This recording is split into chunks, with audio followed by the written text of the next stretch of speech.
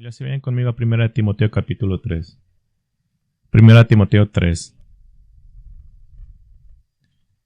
Y algo ha estado en mi corazón que quiero compartir con ustedes antes de entrar en este texto y el tema en esta mañana. Si usted escogió escuchar las noticias, le puede dar la impresión de que las cosas que son reportadas por las noticias son las cosas más importantes en el mundo. Si yo simplemente les puedo dar una perspectiva bíblica, todas las noticias, todas las guerras, todas las cosas que están pasando simplemente nos hacen pensar que el mundo se está cayendo. Simplemente es un escenario. Lo que está realmente pasando es que el Evangelio de Jesucristo está usando todas esas cosas terribles. Y creo que mientras vamos a través de este estudio de la iglesia, nunca nos deje pensar que la iglesia está atrás. No, la iglesia está en el frente de la batalla. Simplemente es el set del cual Dios está redimiendo al mundo. Así que mientras estamos preocupados por estas cosas y estamos tristes por ellas, el hecho es de que debajo de lo que parece que está arriba de las prioridades, debajo de ahí está un movimiento masivo del Evangelio, iglesias creciendo, conferencias pasando, gente siendo salva en cada nación del planeta. Así que eso es lo que está sucediendo. Cuando predicamos acerca de la iglesia, nunca se piense de que esto es algo viejo.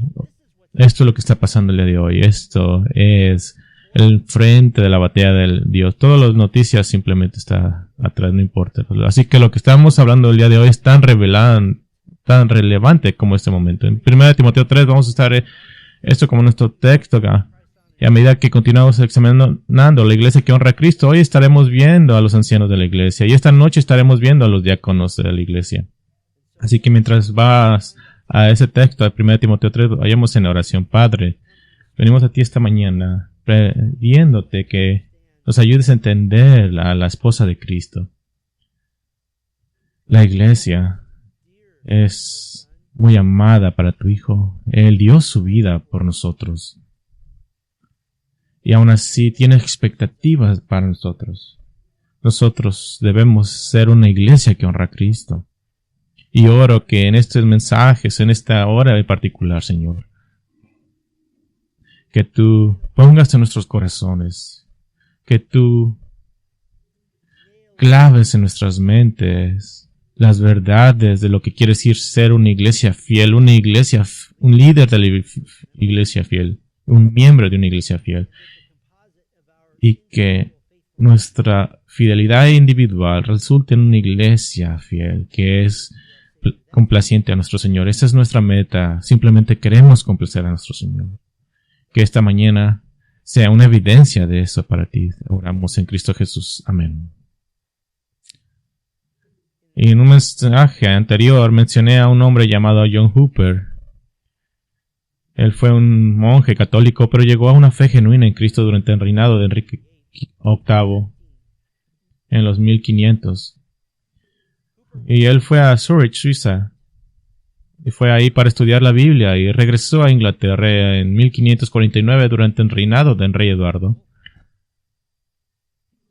Su predicación fue tan poderosa y bíblica que fue rápidamente él atrajo a grandes multitudes e incluso fue invitado a predicar una serie de sermones ante el rey y su corte en 1550.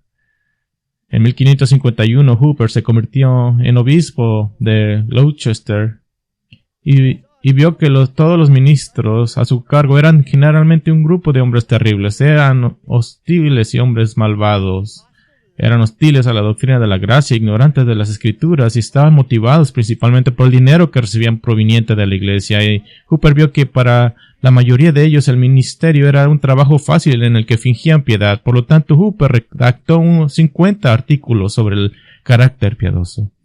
A partir de entonces, todos los nuevos ministros tuvieron que estar de acuerdo con estos artículos. Tenían que firmarlos y decir, estas son las cualidades que debe caracterizar mi vida. Y entonces, los que tenían mejor carácter eran nombrados para responsabilizarse de los que tenían menor carácter. Él empezó a poner en práctica esto. Y las iglesias estaban llenas de pecadores impenitentes y la razón era que estaban llenas de ministros impenitentes. Nadie confrontaba a nadie por el pecado hasta que apareció Hooper. Una iglesia que rechazó expulsar a un hombre que cometió adulterio abiertamente. Hooper llamó a ese hombre, un ciudadano de alto rango llamado al señor Anthony Kingston, para que se reuniera con él y lo reprendió severamente. Así que el señor Anthony respondió con insultos, lenguaje abusivo y golpeando a Hooper en la cara. Esto es lo que sucede cuando las iglesias locales se hacen de la vista gorda ante el pecado porque los ministros mismos no están motivados hacia la piedad. Y quiero que recuerde al señor Anthony Kingston, el hombre que rechazó la autoridad pastoral de Hooper y lo golpeó en la cara.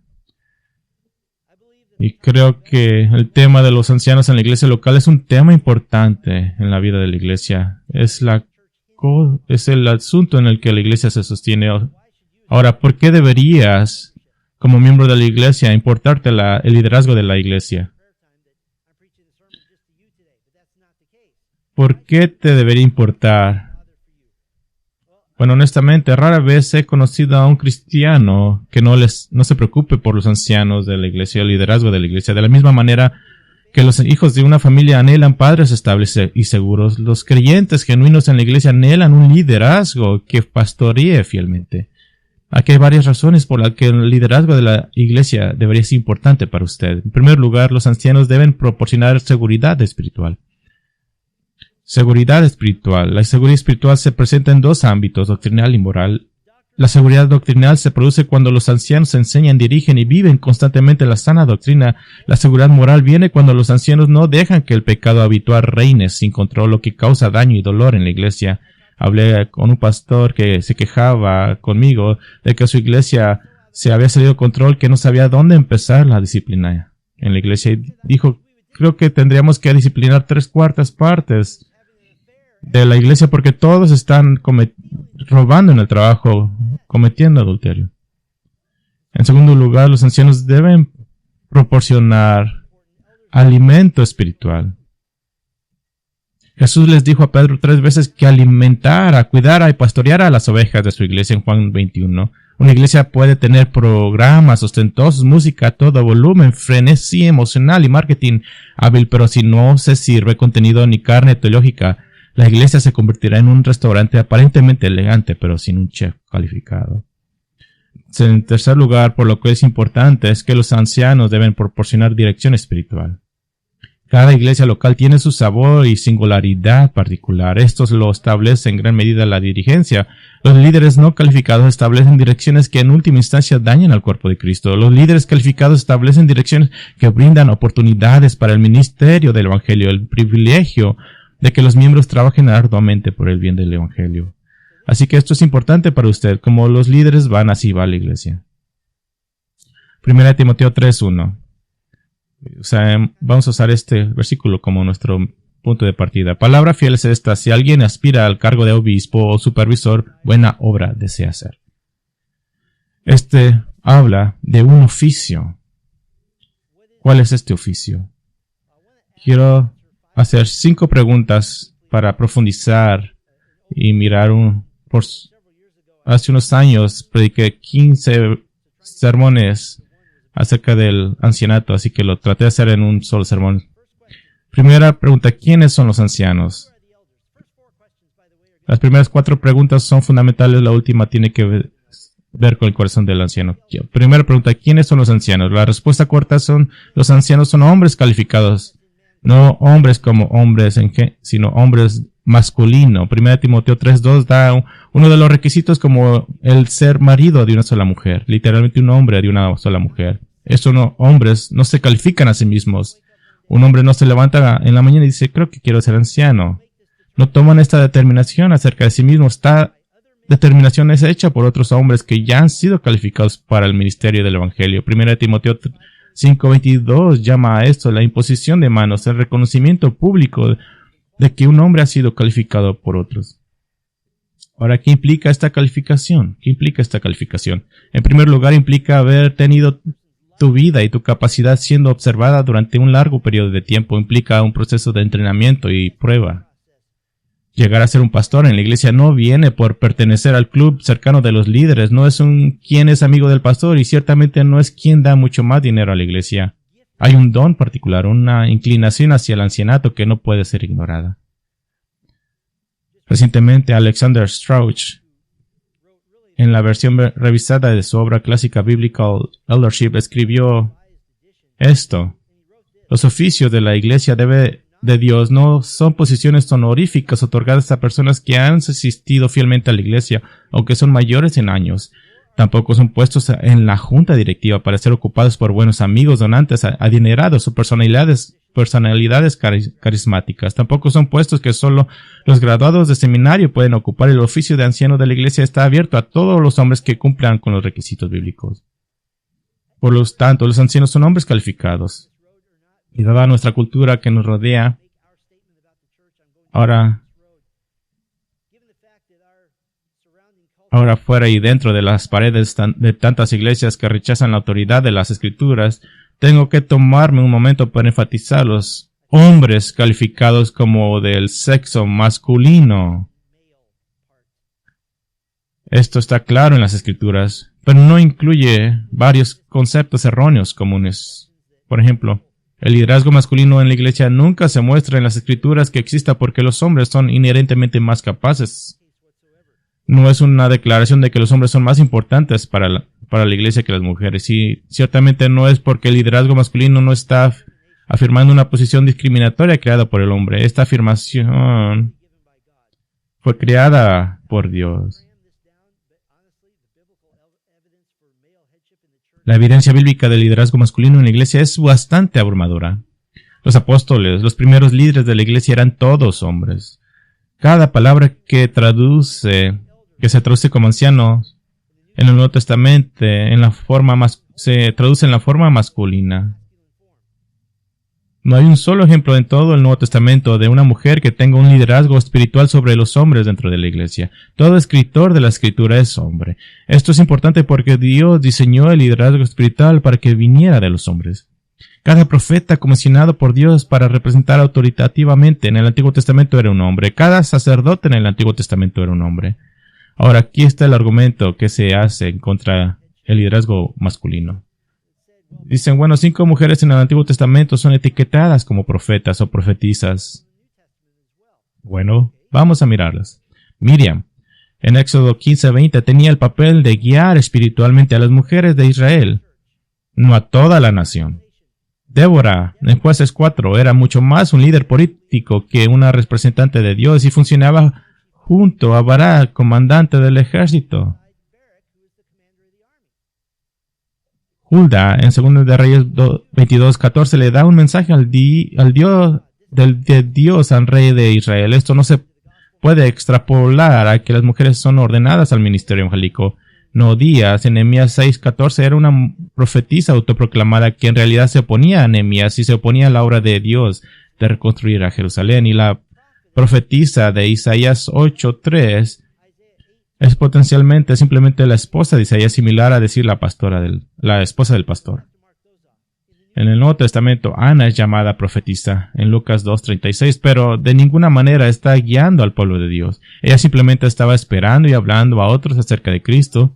Su papel era el de decir la palabra de Dios a cualquiera que quisiera escucharla, no un papel autoritario. Y Felipe tenía 4 hijas en Hechos 21:9 que profetizaban. Eso era muy usual en la iglesia primitiva. Antes de la finalización del Nuevo Testamento, el Señor hablaba temporalmente a través de hombres y mujeres, pero ellos eran solo mensajeros, no autoridades en la iglesia. No tenían autoridad para que cumpliese la gente o poner a obediencia a la gente. Por lo tanto, ninguna de las tal llamadas excepciones que nos muestran ni de cerca una apunta a nombrar a mujeres para puesto de autoridad espiritual sobre la iglesia. Ahora, quiero apuntar para ser justo, el argumento clásico en contra de la evidencia histórica en las Escrituras, es decir, bueno, eso solo prueba que la Biblia es un libro muy masculino y patriarcal. Y amo ese argumento. Porque si dices eso, bueno, lo que estás haciendo es denigrando la Biblia como digna de ser autoritativa. Y sin embargo, esas mismas personas que tratan de usar la Escritura con autoridad, señalando los pocos ejemplos que di o tratando de usar un ejemplo del Nuevo Testamento de mujeres piadosas como evidencia de su autoridad, se hacen una trampa a ellos mismos. ¿Es la Biblia patriarcal? Bueno, en el Antiguo Testamento hay 1426 personajes nombradas por nombre y de las cuales 111 son mujeres. En el Nuevo Testamento la proporción es ligeramente mayor, pero no mucho. ¿Es la Biblia patriarcal en términos de liderazgo? Absolutamente.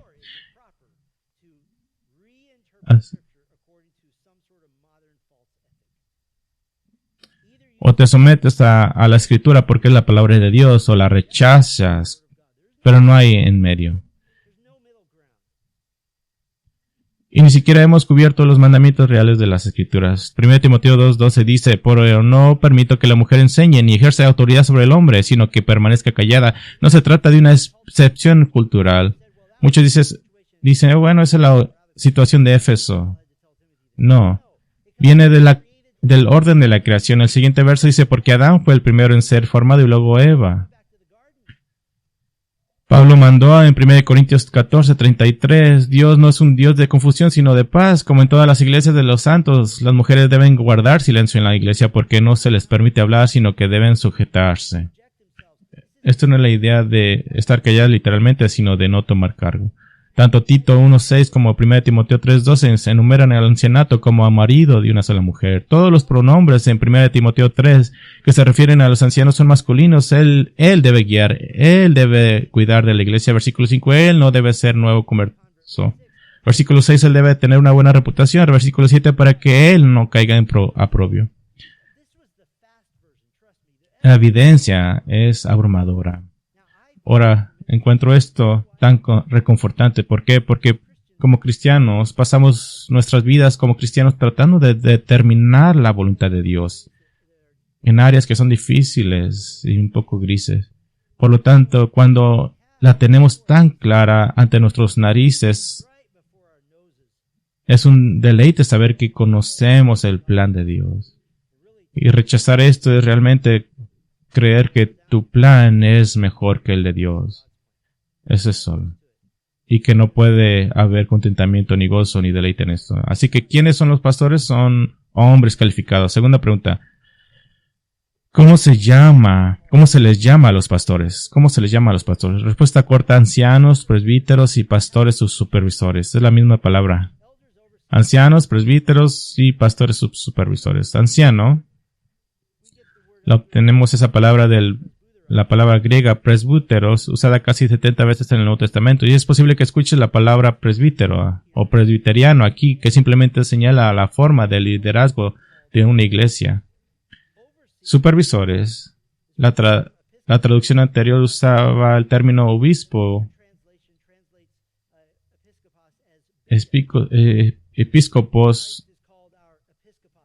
Cristo es llamado nuestro episcopos en 1 Pedro 2:25, pues ustedes andaban descarriados como ovejas, pero ahora han vuelto al pastor y guardiano o episcopos de sus almas.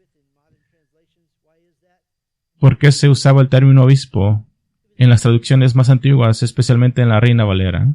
En realidad era un término de gobierno secular para hablar de un liderazgo designado de una ciudad o estado. Un obispo era como un gobernador. Era un término secular. Ahora, el término obispo tiene tantas connotaciones católicas que los traductores se mantienen alejados de él porque tiende a dar la imagen de una jerarquía eclesiástica compleja con obispos que están por encima de los sacerdotes y así sucesivamente. Y luego tenemos la palabra pastores. Es una palabra que viene del pomei, usada 18 veces en el Nuevo Testamento. A menudo se refiere a Cristo mismo. Hebreos 13:20 dice que Cristo es llamado el gran pastor de las ovejas. Jesús dijo de sí mismo en Juan 10:14, yo soy el buen pastor. Efesios 4:11 dice, y él dio a algunos el ser apóstoles, a otros profetas, a otros evangelistas, a otros pastores y maestros. Así que en términos de quiénes son estos hombres, los términos son todos intercambiables. Un anciano es un episcopo y un episcopo es un pastor. No es una jerarquía en términos de autoridad en la iglesia. Pero en términos de énfasis, estos tres términos dan matices de variación.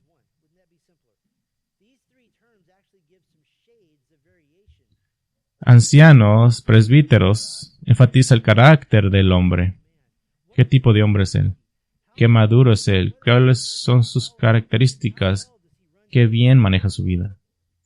Episcopo enfatiza el trabajo del líder, del trabajo que él hace. Tiene una fuerte connotación con visitar, tener una relación real con los miembros. En otras palabras, no es simplemente alguien que toma decisiones desde una torre de marfil. En la iglesia del Nuevo Testamento hay muchos pocos ejemplos de ancianos que toman decisiones. Más bien son pastores.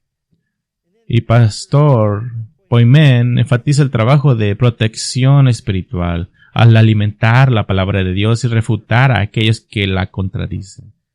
Por eso es que tradicionalmente el predicador es llamado pastor, el que da el alimento espiritual. Aquí hay una tercera pregunta. Y simplemente estamos dando la base aquí para... La tercera pregunta, ¿cómo se organizan los pastores? La respuesta corta, como grupo, como una pluralidad.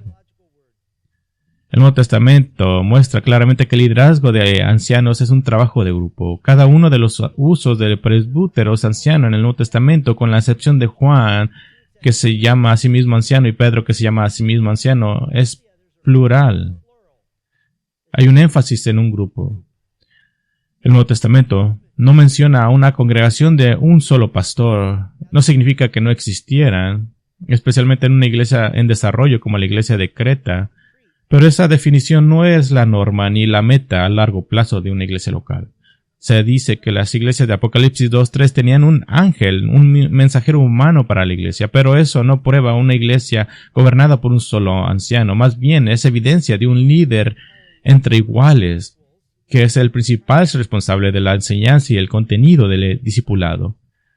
1 Timoteo 5:17 hace una distinción entre los ancianos en general y los ancianos que trabajan y predican la palabra y enseñan. Por lo tanto, ese hombre en cada iglesia es tomado bajo un estándar más severo, ya que cada iglesia se comporta como a ella se le enseña.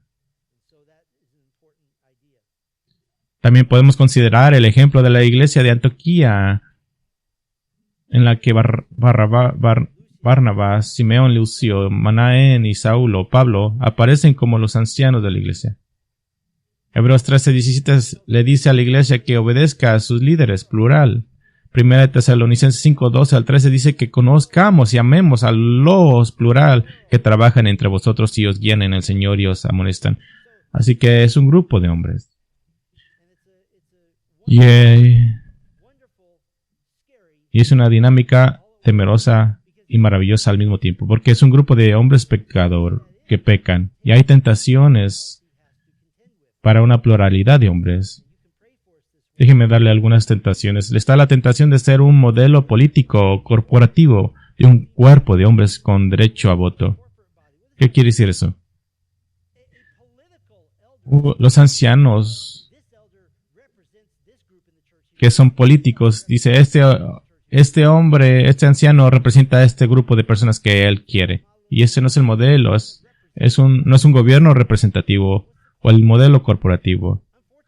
Desgraciadamente, la cultura americana ha insertado su pensamiento en la iglesia. Los ancianos no son gente que hace decisiones, cuando es necesario hacemos decisiones, pero ese no es el énfasis primario.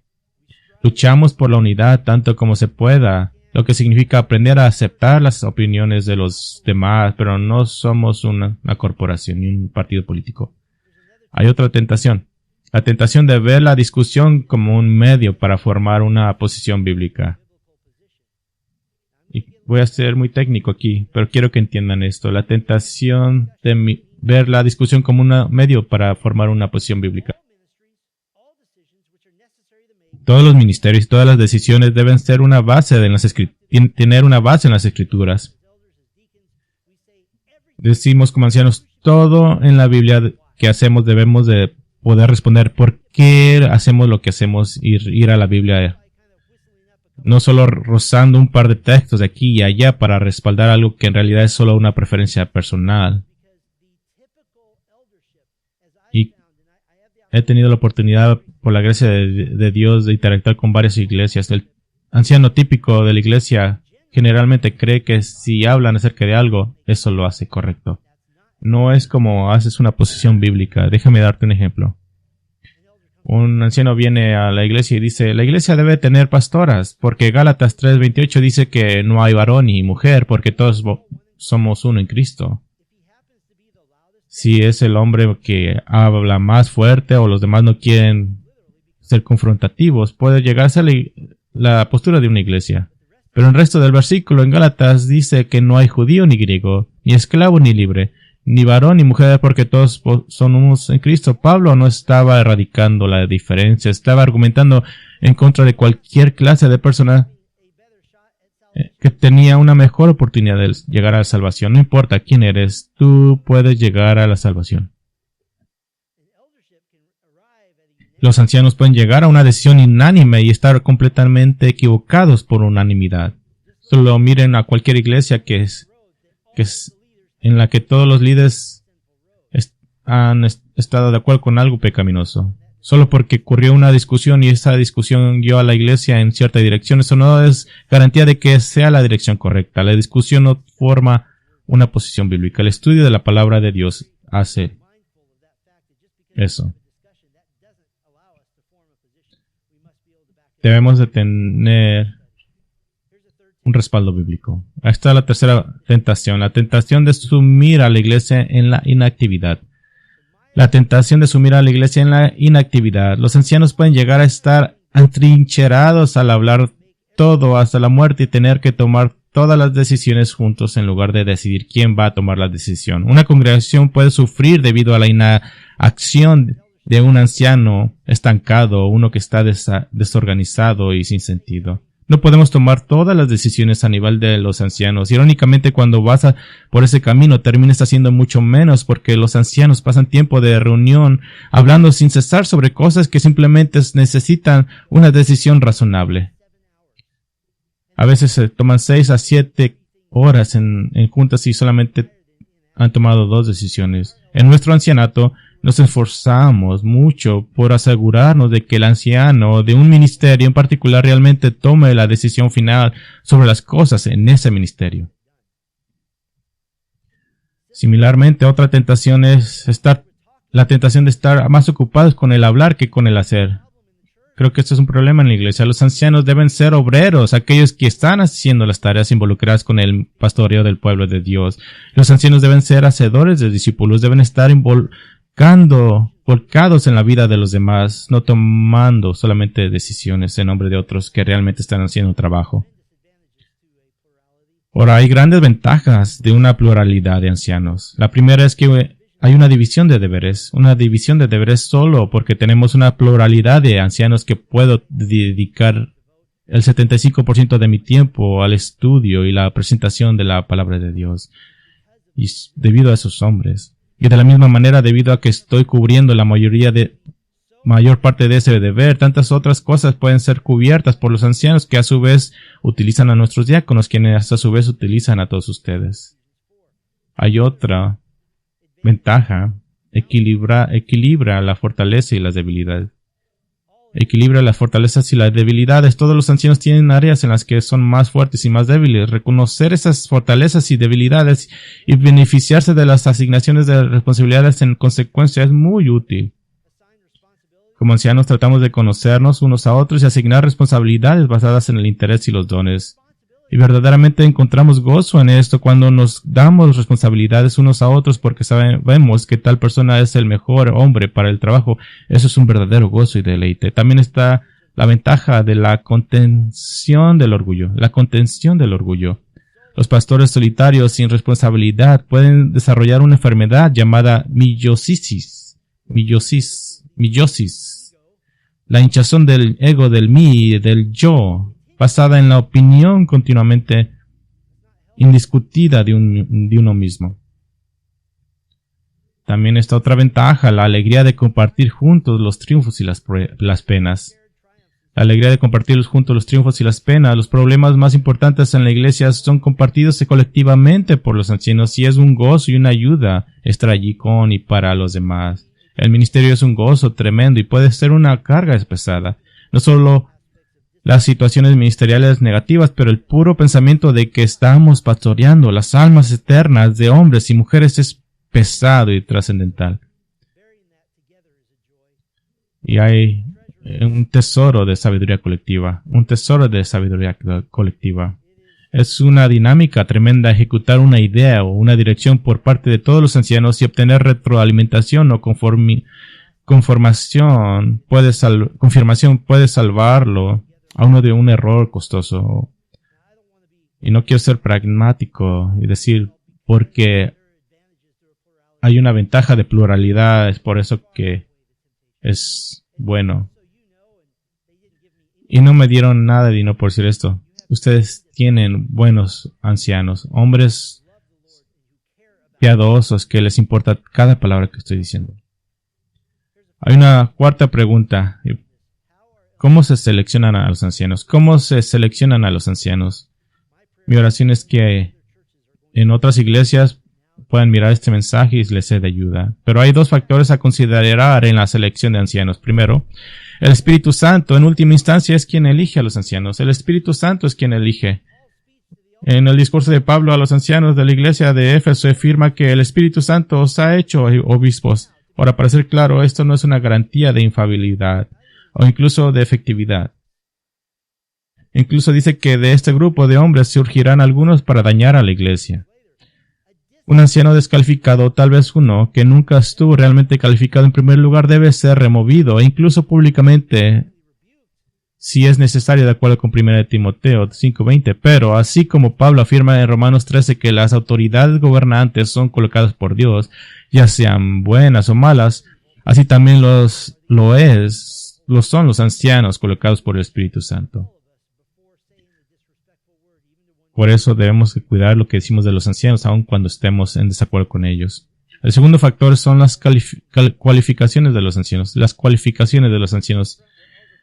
Y debo decir desde el principio lo que no son las cualificaciones de los ancianos. En primer lugar, no son una forma de perfección que si se viola, aunque sea una vez, descalifica automáticamente a un hombre. Algunas de las cualificaciones son muy blancas y negras y otras se evidencian por un patrón general de vida. En segundo lugar, las cualificaciones no son una prueba de una sola vez. Calificar como anciano no es como obtener un préstamo hipotecario en el que tienes que estar calificado el tiempo suficiente para entrar a tu casa y luego nunca más te preocupas por eso. Las cualificaciones deben continuar.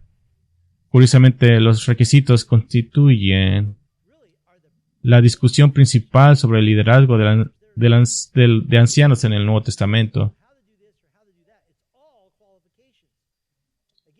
Una vez más, Alexander Strauch escribe: un liderazgo bíblico requiere ancianos bíblicamente calificados. El Nuevo Testamento es equivocadamente enfático en este punto. De hecho, el Nuevo Testamento proporciona aún más instrucciones sobre los requisitos para ser anciano que sobre cualquier otro aspecto del anciano. Hay varias listas de requisitos de los requisitos para los ancianos en el Nuevo Testamento con algunas superposiciones. Hay diferentes formas de organizar estas listas. En mi opinión, hay 4 listas en el Nuevo Testamento de las cualificaciones de los ancianos. Hay 2 primeras listas en 1 Timoteo 3, 1 al 7 y Tito 1, 6 al 9. Son las listas principales. Hay otra lista en 1 Pedro 5, 2 al 3 y 1 Tesalonicenses 5, 12 al 13. Son listas más cortas. He tomado esas 2 y he hecho una lista, más una cualificación de Hechos 20. Y puedes mirar esta lista simplemente abriendo dos Biblias. La primera es las ganas de tener este oficio. 1 Timoteo 3:1 dice, alguno aspira al oficio de obispo, desea una buena obra. Y 1 Pedro 2 dice, no por obligación sino voluntariamente. Así que debe de haber un deseo por el oficio. Número 2, irreprochable. 1 Timoteo 3:2, irreprochable. Quiere decir que tiene una buena reputación. Tito 1:6 dice irreprochable. Una vez más, no es un estándar de perfección, simplemente es que está hablando generalmente que no hay nadie que pueda decir algo en contra de él. Debe ser un esposo de una sola mujer. 1 Timoteo 3:2, Tito 1:6, ambos usan esa frase. Esta es la cualificación de un hombre de una sola mujer. No quiere decir quiere decir que si está casado, debe ser devoto a una mujer. Debe ser templado. 1 Timoteo 3:2, templado, quiere decir sobrio mentalmente. Es calmado. Es lento para pensar en las cosas. Debe ser sensato. La palabra usada en 1 Timoteo 3:2 y Tito 1:7, que es autocontrolado. No está fuera de control. No es extravagante y fuera de control. Debe de ser respetable. 1 Timoteo 3:2. Y eso es obviamente una palabra autodefinida. Debe ser hospitalario. 1 Timoteo 3:2, Tito 1:8 significa, una nota aquí, es una palabra que significa amigos de extraños. Un anciano que ama a los perdidos, le encanta dar la bienvenida a las nuevas personas. No es un hombre que es sospechoso, que sospecha de todos, que dice, hay que cerrar la puerta a todos. Ama a los extraños. Es capaz de enseñar. 1 Timoteo 3:2 dice que es capaz de enseñar. Tito 1:9 dice que es apto para exhortar con sana doctrina y para reprender a los que contradicen.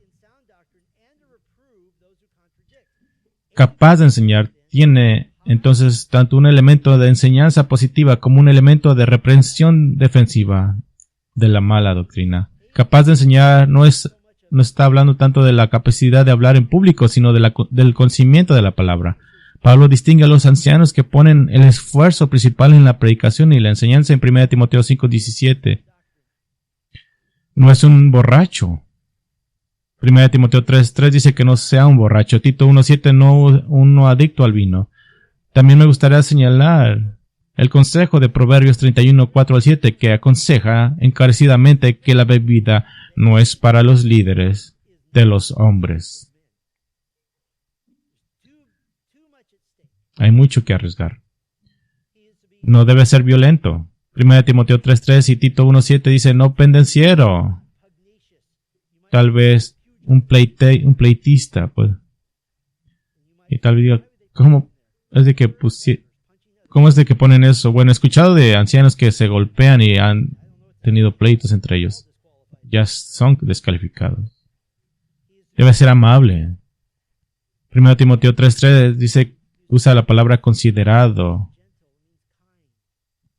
Debe ser pacífico. 1 Timoteo 3:3 pacíficos. No un pleitista en la versión estándar inglesa. No está constantemente discutiendo sobre todo. No has estado con alguien así quien no quieres ni abrir tu boca porque sabes que vas a terminar en pleito. No debe ser un amante del dinero. 1 Timoteo 3:3 dice libre del amor al dinero. Tito 1:7 no le gustan las ganancias deshonestas. 1 Pedro 5:2 no por ganancia deshonesta. Ahora, esto no son versículos sobre cómo mantener a tu pastor pobre. Este es el rasgo de carácter que no está motivado por el dinero en el liderazgo de la iglesia. Dirige bien su hogar. 1 Timoteo 3:4 dice llevando bien a su propia casa, teniendo a sus hijos en sumisión con toda dignidad. Tito 1:6 teniendo hijos fieles que no sean acusados de disolución ni de rebeldía. Ahora hay un problema de traducción aquí en Tito 1:6. Algunas versiones en inglés traducen tener hijos fieles como si sus hijos fueran creyentes. No puedo sostener que los niños sean creyentes como una calificación porque esa es inherentemente una posición arminiana. Como si de alguna manera el pastor pudiera causar la salvación de sus hijos. Aparte, en términos prácticos, no es posible saber en total certeza el estado de salvación de los niños. Eso no es posible. Tener hijos fieles en Tito 1:6 es ayudado por 1 Timoteo 3:4 de tener hijos sumisos. No es un estándar de hijos perfectos. No es el hijo del pastor perfecto, sino un estándar de hijos disciplinados en donde papá es respetado, honrado y temido en el hogar, tal como debería ser en cada hogar cristiano. Otra calificación es no un converso reciente. 1 Timoteo 3:6 dice, y no un nuevo convertido para que no se envanezca y caiga en condenación del diablo. Porque una iglesia estaría tentada a poner a alguien en posición así siendo un nuevo creyente porque tal vez tenga dinero. Otra es buena reputación fuera de la iglesia. 1 Timoteo 3:7 dice, y es necesario que tenga buena reputación entre los de afuera de la iglesia para que no caiga en oprobio ni en trampa del diablo. No puede ser un anciano y ser un mal jefe en la comunidad. No, es un arrogante también. Tito 1:7 dice, no obstinado, es decir, terco. Siempre tiene que tener su modo. No es irascible. Tito 1:7 dice, no iracundo. No es visto constantemente por todos los demás como alguien de mecha corta.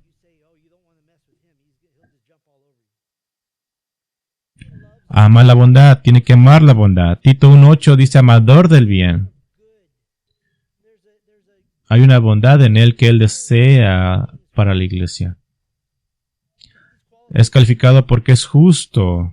Tito 1:8 dice justo, recto, en la versión estándar inglesa. La idea es que es un hombre íntegro, justo, que desea hacer lo correcto. Y hace lo correcto porque es lo correcto. Tiene que ser santo. Tito 1:8 dice santo. Esta es la palabra ocios. Desear agradar a Dios. Una motivación superior para la vida y el ministerio. Es autocontrolado. Tito 1:8 dice tiene que tener dominio propio. Disciplinado, ¿no? Debe ser un defensor de la doctrina. Tito 1:9 dice, es necesario que se aferre a la palabra fiel que se enseña. No solo creerla, sino aferrarse cuando sea necesario. Déjame dar un ejemplo. Cuando hicimos la conferencia en contra de los influencers y cuando miramos que ellos llevaban a los hijos a través del misticismo, y cuando las iglesias chocamos con este grupo que estaba infiltrándose en varias iglesias en nuestro condado. Fui a los ancianos y dije, creo que debemos defender esto. ¿Y sabes lo que dijeron los ancianos? En 10 segundos, absolutamente. ¿Por qué? Porque ellos son defensores de la doctrina. Dijeron, debemos defender la doctrina y rechazar a los que la contradicen. ¿Y sabe por qué alabo al Señor? Porque nunca tuve una duda de que ellos responderían de esa forma. Hay otra cualidad. Afanados. 1 Pedro 5:2 dice, con ansias, significa con celo, van más allá de simplemente ser voluntarios, sino que llega a una alta motivación, lo que significa servir sacrificial. Algunas iglesias usan términos para los ancianos, pero un anciano que no está ansioso por servir debe de terminar de servir, pero debe tener un celo por servir. Otra es no dominante. 1 Pedro 5:3 dice, ni aun como enseñorándose de los que os han sido asignados. Debe tener autoridad, pero no debe ser dominante. Debe ser un ejemplo para el rebaño. 1 Pedro 5:3 dice, sino que son ejemplos para el rebaño, y voy a regresar a eso más tarde. Debe ser diligente. 1 Tesalonicenses 5:2-13 dice, los que trabajan entre vosotros haciendo su trabajo diligentemente. Este es el esfuerzo externo generado por el afán y el celo del yo interno. No es un hombre que simplemente va a las juntas, es un hombre que hace un trabajo. Debe tener una capacidad de liderazgo. 1 Tesalonicenses 5:12, los que están sobre vosotros en el Señor. Aquellos que te guían deben guiar a gente, no simplemente manejar proyectos.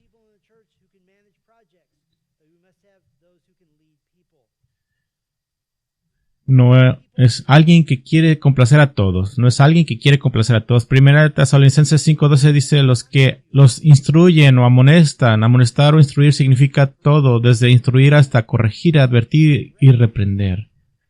Un anciano no puede tener como motivación complacer a la gente, o de lo contrario, no amonestará a nadie. Y aquí está una calificación bonus de Hechos 20:31. Alerta espiritual. Alerta espiritual. Hechos 20:31 dice a los ancianos de Efeso: por tanto, estad alerta. Ahora, si se acuerdan, mi lista de 5 pasajes en el Nuevo Testamento resultó en 30 cualificaciones. Y se las doy por esta razón. Puedes ver por qué Pablo le dijo a Timoteo en 1 Timoteo 5:22: no imponga las manos a nadie apresuradamente, con la intención de ordenarlos como ancianos. Para llegar a ser un anciano, un hombre debe ser entrenado, probado y aprobado. Entrenado. 1 Timoteo 4:6. Al dar a conocer estas cosas a los hermanos, serás un buen siervo de Cristo Jesús, alimentándote de la palabra de la fe y de la sana doctrina que has seguido. Debe ser probado. 2 Timoteo 2:15 dice: maneja con exactitud la palabra de verdad. Solo se puede saber esto examinando a un hombre. Y solo se puede examinar el carácter de un hombre conociéndolo bien. Debe ser aprobado. 2 Timoteo 2:15 dice: procura con diligencia presentarte a Dios aprobado como obrero que no tiene de qué avergonzarse. En otras palabras, le está diciendo a Timoteo: tú has sido aprobado, compórtate como tal. Ahora, quiero pasar el resto de nuestro tiempo respondiendo una quinta pregunta. La pregunta del corazón: ¿cuáles son las convicciones de un anciano? ¿Cuáles son las convicciones de un anciano? Y deberías de saber esto, porque este es el estándar por el cual tú debes calificar a tus ancianos. Debes mirar estas cosas en tus ancianos. Debes preguntar estas cosas que debes escuchar. Y déjeme darle 5 convicciones que un anciano debe tener y vivir y servir. Primero, debe tener una vida ejemplar. Una vida ejemplar, no una vida perfecta, pero una vida ejemplar. Ya he mencionado el requisito de ser un ejemplo para el rebaño. En muchos sentidos, eso es simplemente un resumen de todas las calificaciones. J.C. Ryle señala que en la época anterior a la Reforma, dice él, un rasgo principal de la religión inglesa era la impiedad y la inmoralidad generalizada. La vida del clero, por regla general, era simplemente escandalosa, y el tono moral de los laicos estaba naturalmente en su punto más bajo. En otras palabras, los miembros de la iglesia eran inmorales porque los pastores eran inmorales. En los deberes de la comunión cristiana de John Owen, a los que he hecho referencia en otras ocasiones, su regla número 2 con respecto al liderazgo de la iglesia dice esto: el camino de la vida del pastor debe de ser observado y seguido cuidadosamente en la medida en que camine en los caminos de Jesucristo. Esto no es un estándar de perfección, sino un estándar de no vivir una doble vida.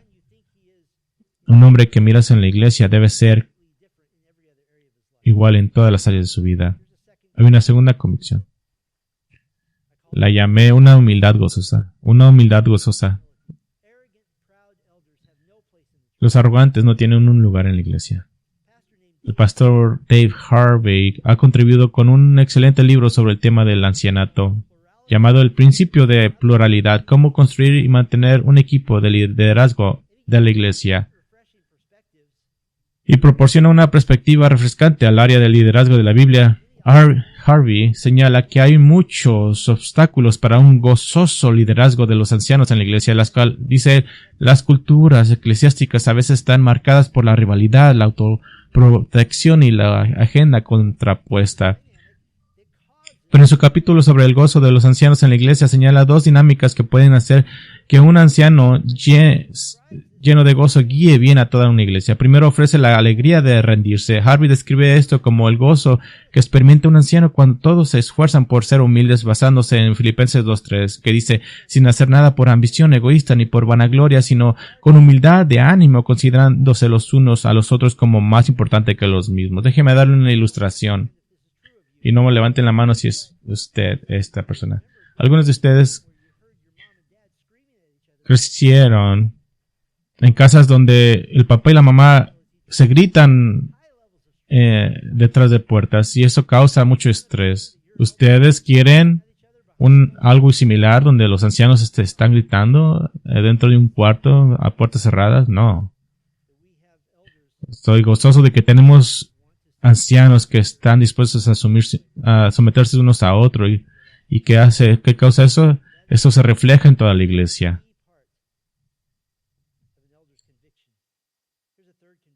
Aquí hay una tercera convicción. Un amor que se preocupa. Es aterrador encontrarse con un anciano que se preocupa poco por el pueblo de Dios y se preocupa mucho por su posición e influencia. Este tipo de hombres es tóxico para la iglesia en todos los niveles. No sirve como anciano, porque no ama a la gente que debe de amar y de pastorear. ¿Recuerdas de un mensaje anterior a David Dixon? Él era un pastoreó en 1580, predicador escocés en la costa oriental del sur de Escocia. Estuvo casado durante muchos años sin hijos y dedicó su vida a la difusión del evangelio. En 1610 fue ordenado ministro de Irvine y permaneció en ese pastorado durante 23 años. Su predicación era tan intensivamente bíblica que la gente de toda la zona viajaba durante horas para escucharlo predicar.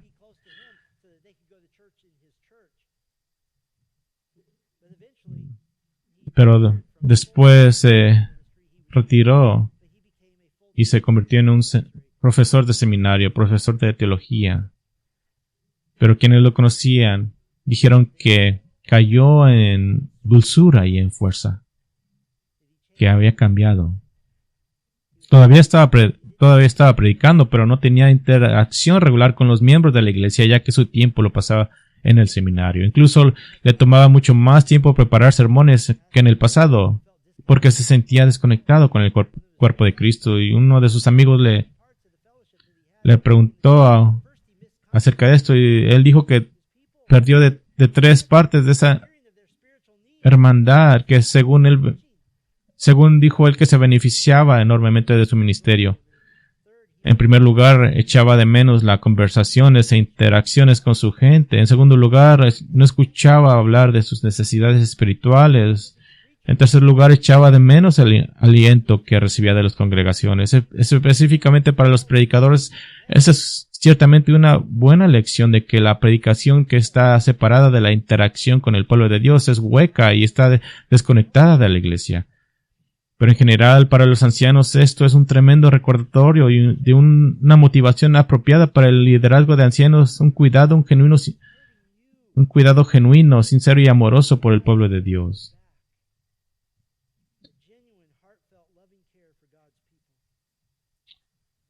Aquí una cuarta convicción.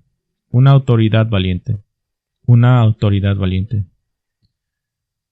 Mencioné a David Ferguson, el ministro escocés, que no solo fue poderoso predicador, sino también un humorista ingenioso durante el reinado del rey Jacobo VI, quien se convertirá en el King James de la famosa versión de la Biblia de la inglés en King James. Pero David Ferguson defendió al ancianato de la iglesia local como la máxima autoridad humana en la iglesia, mientras el rey intentaba establecer su autoridad sobre Escocia. Además de Inglaterra, se enfrentó a una batalla contra los ministros escoceses. Específicamente, el rey Jacobo quería nombrar obispos sobre la iglesia en Escocia, en un sistema eclesiástico en el que las iglesias locales fueran supervisadas en grupos por estos obispos. Esto, por supuesto, le daría al rey Jacobo el control sobre las iglesias. Tal vez recuerdes de un mensaje anterior que Ferguson era amigo del rey Jacobo y que el rey lo visitaba cada vez que estaba de vacaciones en Escocia.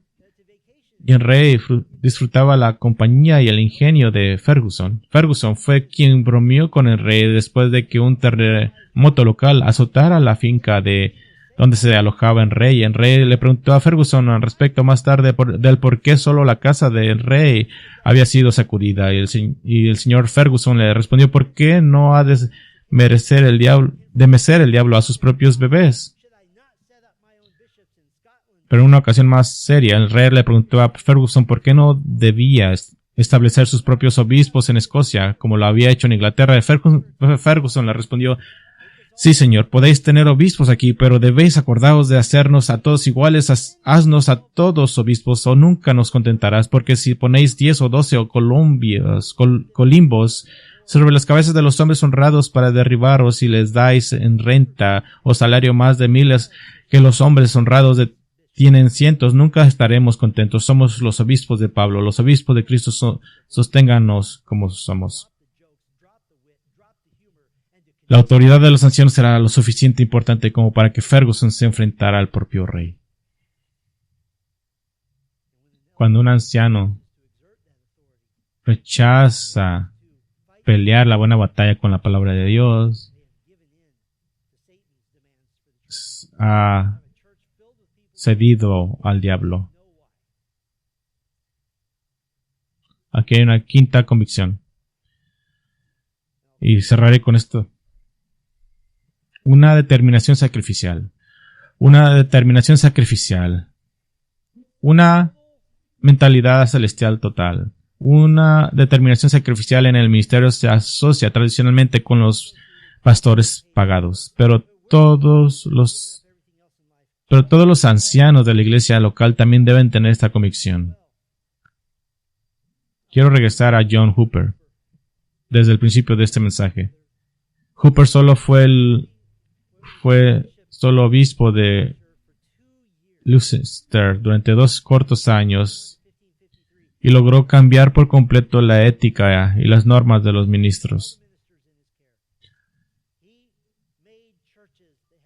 Él hizo que las iglesias tuvieran hombres piadosos, pero cuando la reina María la Sangrienta llegó al poder en 1553, ahora empoderando al catolicismo romano a nivel gubernamental, una vez más Hooper fue encarcelado durante 17 meses. Se sometió a 3 juicios por sus creencias en las doctrinas de la gracia y por su rechazo de la transustanciación, junto con su rechazo total del dogma católico, como la incapacidad de los sacerdotes para tomar una esposa.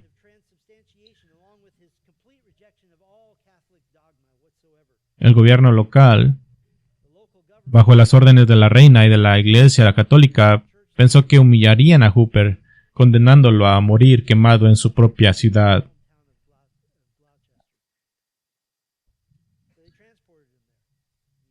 Ahí estuvo en una cárcel para que toda la gente que ministró mirara en su humillación. Ahora, ¿recuerdas al señor Anthony Kingston, el adúltero que rechazó la reprimenda de Hooper y lo golpeó en el rostro? El señor Kingston fue a visitar a Hooper a su celda la noche antes de su ejecución. Y tal vez pensarías que fue a burlarse de él, pero no. Kingston le rogó a Hooper que dijera lo que fuera necesario para evitar su ejecución. Kingston le dijo: considera que la vida es dulce y la muerte es amarga. Y Hooper respondió: la vida venidera es más dulce y la muerte venidera es más amarga. Y Kingston vio que Hooper no se dejaría convencer, y en un momento milagroso que, según Hooper, le arrancó más lágrimas que a sus 17 meses de encarcelamiento, Kingston, entre lágrimas, le dijo a Hooper: doy gracias a Dios por haberte conocido, ya que Dios te designó para llamarme, siendo un niño perdido, por tus buenas instrucciones cuando yo era antes un fornicario y un adúltero. Dios me ha traído a aborrecerlo y a abandonarlo. En otras palabras, en algún momento después de la reprimenda y el rechazo, Kingston se había arrepentido y le había dado crédito a Hooper por confrontar su pecado para la salvación de su alma. Y le había dicho a Hooper: no mueras, pero dijo Hooper: debo de morir. La noche antes de su ejecución, Hooper escribió un poema con un trozo de carbón en la pared de su celda. El poema es un estímulo para él mismo de cómo morir bien por la causa de Cristo. Se imagina la muerte como como embarcarse en una barca, y escuche la imagen de las palabras. Dice: conténtate con paciencia con Cristo para llevar la cruz del dolor. ¿Quién puede o va a retribuir 1000 veces con alegría otra vez que nada haga desfallecer su corazón. Lanza tu barca, iza tu vela puesto desde la orilla, y ten por seguro que alcanzarás al puerto que permanecerá para siempre. No temáis a la muerte, no paséis por bandas, solo en Dios pon toda tu esperanza, porque Él demandará tu sangre de sus manos, y tú sabes que una vez muerto, solo por eso tu vida das. La muerte no es muerte, sino amén para vivir. No te desesperes, no tengas miedo de ningún tirano mundano. Tu brújula, que es la palabra de Dios, te guiará, y el viento está a favor. Esa es la clase de hombre que debes aspirar al oficio de anciano, que debe estar guiando al pueblo de Dios. No un hombre que quiere un poco de pasatiempo espiritual o que piensa que puede hacer un poco de servicio aquí y allá, sino hombres que dedican sus vidas a la causa de Cristo hasta que no pueden hacerlo más, o hasta que lancen su barca, hicen sus velas y salgan de la orilla. Oren por ese tipo de hombres, amén. Oremos juntos. Padre, que seamos una iglesia caracterizada por hombres como estos, que alces hombres como ellos. Como los líderes de la iglesia van, así va toda la iglesia. Oramos, Señor, que los hombres aprendan a crecer y sean entrenados y probados. Señor, creemos que entre más santos sean los líderes y nos los traigas, más efectiva será nuestra iglesia. Así que oramos ardientemente para que hagas esto. Haz un ejército de hombres que sean como John Hooper, que sirvan hasta el fin. Con ese sacrificio y dedicación oramos en el nombre de Cristo Jesús. Amén.